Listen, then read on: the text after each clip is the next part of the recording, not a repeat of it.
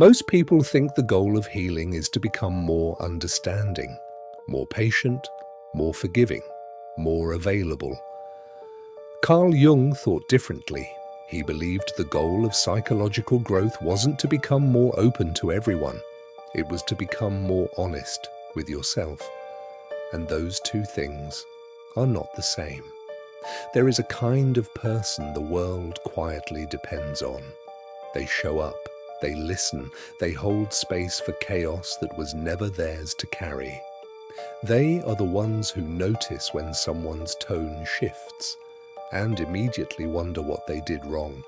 The ones who rehearse difficult conversations in their heads for days before having them. The ones who leave every interaction asking, did I say too much? Not enough? Did I hurt them? Jung had a name for what lives underneath that pattern. He called it the persona, the mask we build to survive other people's expectations.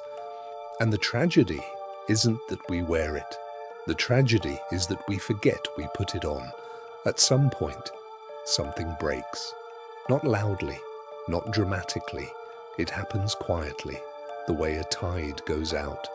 You stop over-explaining. You stop chasing people who walk slowly away. You stop shrinking yourself into shapes that fit someone else's comfort. From the outside, it can look like coldness, like detachment, like you've given up on people.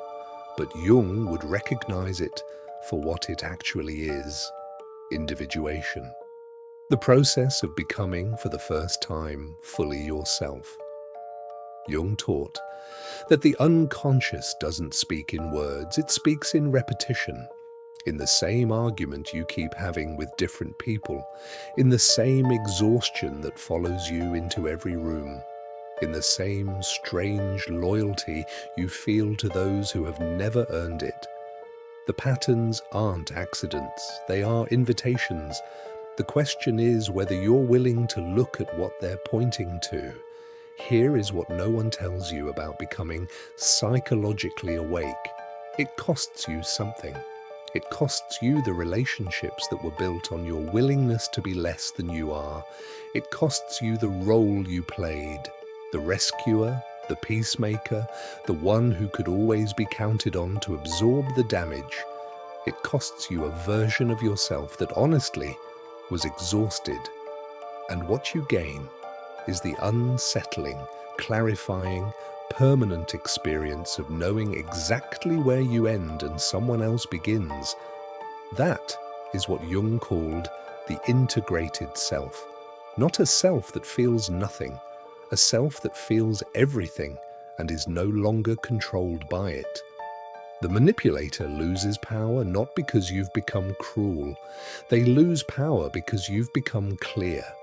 You no longer need their approval to know your own worth. You no longer perform confusion to make them feel certain. You no longer mistake intensity for intimacy, and without the mirror they needed you to be, they simply have nothing to work with. This is the quiet revolution Jung was describing, not a dramatic exit, not a declaration, not a speech, just a person who one day stops betraying themselves to keep the peace and discovers that the peace they were protecting was never real. The real peace was waiting on the other side of that choice. You were never meant to carry all of it. You were meant to see it, and then, finally, put it down. Subscribe for more explorations of the human mind, shadow work, and the psychology of becoming.